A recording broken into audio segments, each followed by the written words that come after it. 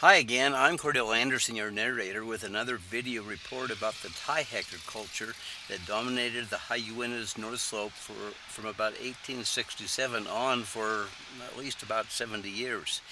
We began with a 2008 title page focusing on a unique system of transporting wood products out of the mountains.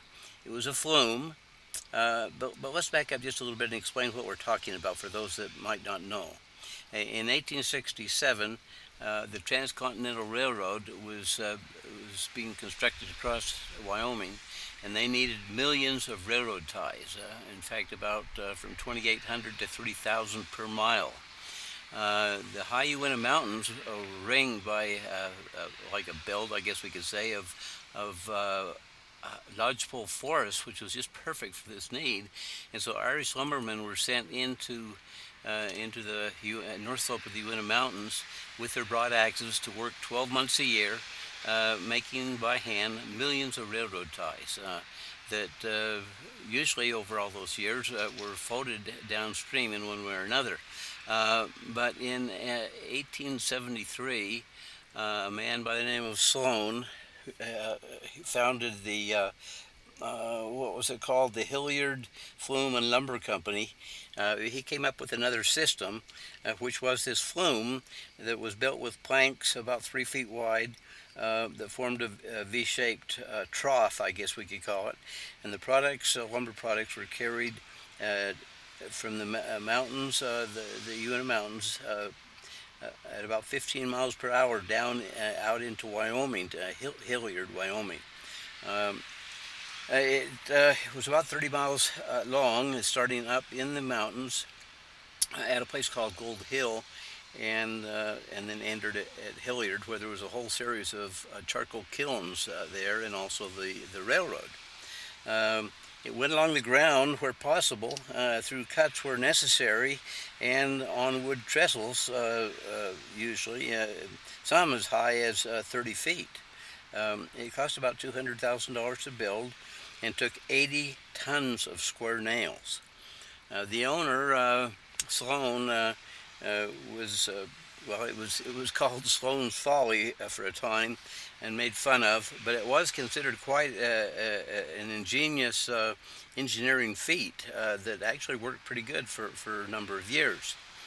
It eventually ended, and it was cannibalized, I guess we could say, and the wood was all used by ranchers in Wyoming to build their buildings and whatnot on their farms.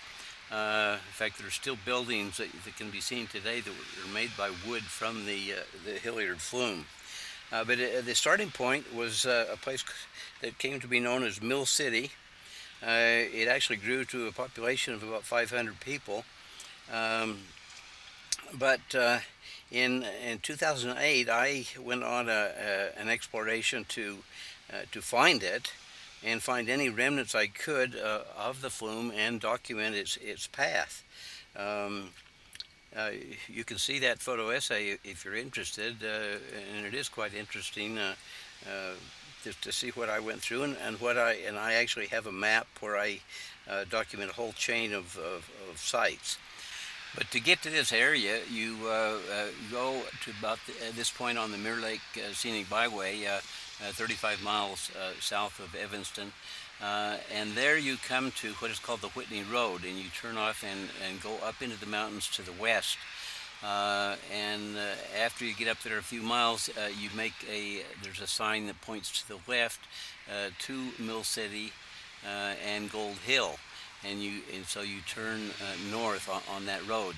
Eventually, the road gets very, very rough, as you see here, and that's where I started walking. And I did a lot of hiking, went clear up the main road for a long ways, and I found some old camps and all, but not of the 1873 period. And so I came back down, and there I saw there was a little side road, and I took off on it just a little ways, and I found a corduroy road and whatnot, signs that this was an area used back at that period. But I was too tired then, so I never actually I didn't persist up that road, but I did go down and follow the path of the Flume, and here you see a map where I discovered a whole chain of loading stations, of diversion dams, of cuts through hills where the Flume had gone. But I still failed at finding Mill City. Well, here we are in 2013, and I begin again this search for Mill City, and where the Flume began. I'm in Evanston, and a rainbow arching over my little cabin camper and car gave me hope that maybe I was in luck and I was going to find something. Went to the library. And I talked to a friend, Noni, who had told me years ago that she had a sister who, in a project in middle school, had actually built a model of the Flume. And so she told me that it was out at the Bear River State Park. And so I went out there and went in and looked around, didn't see anything.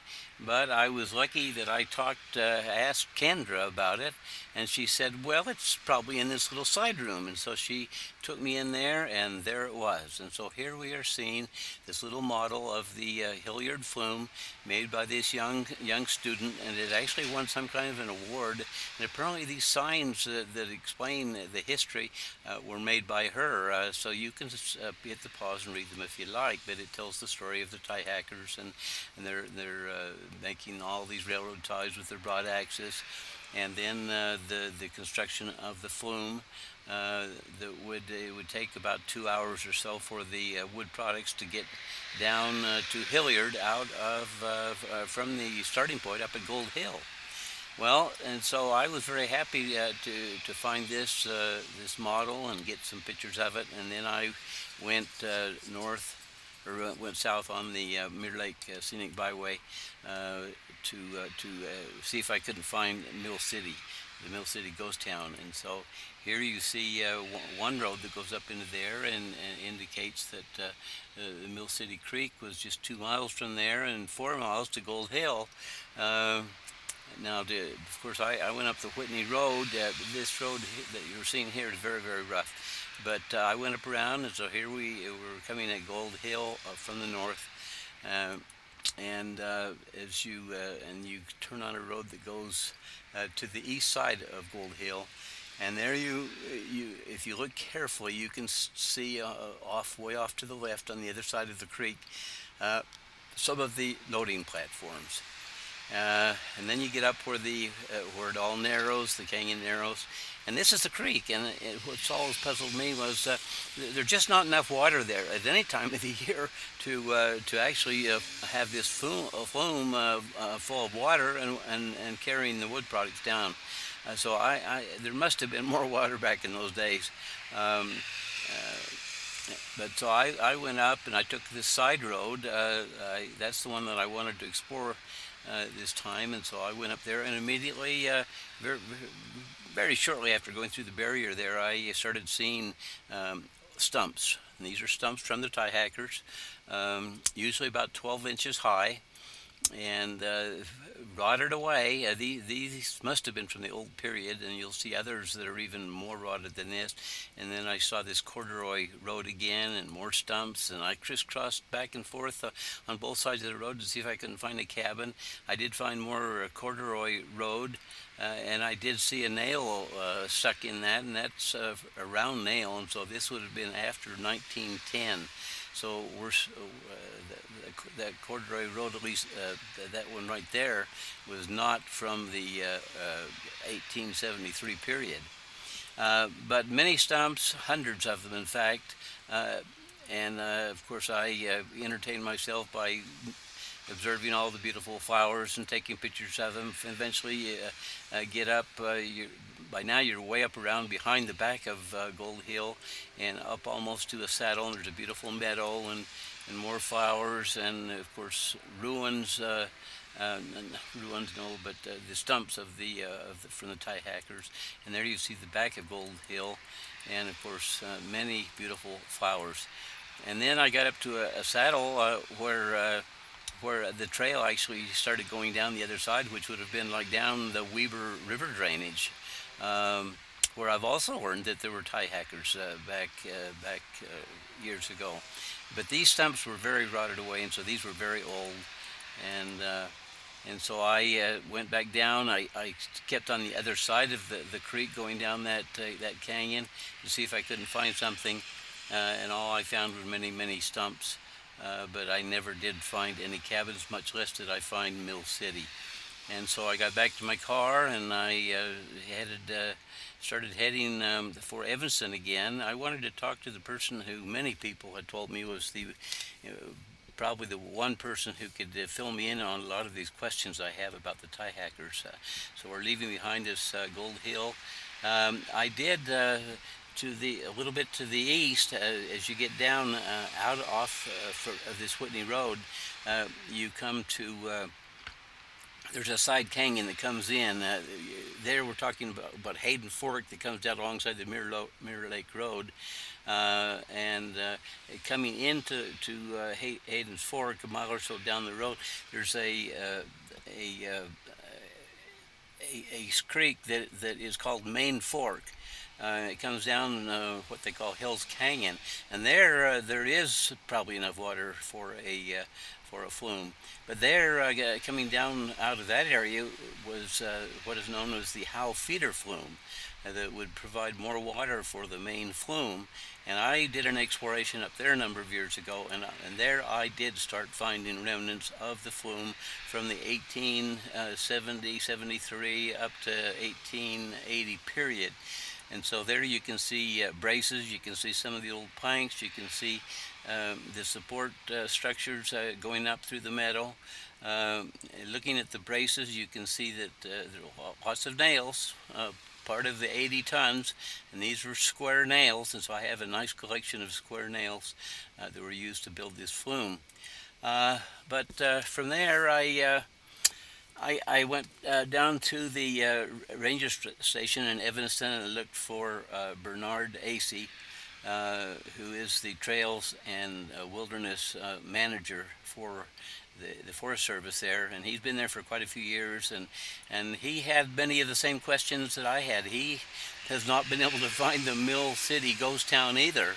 And so both of us have questions about this, and are hoping that someone that sees this video who might know something about that and will help us actually finally find where the flume started. I've followed this path, and I've tried to go up and see where it all started, and I lose track of it up in the fairly rough part of that canyon, and so I hope that someone will be able to help us where this flume started up at the Mill City, and what today would be a Mill City ghost town.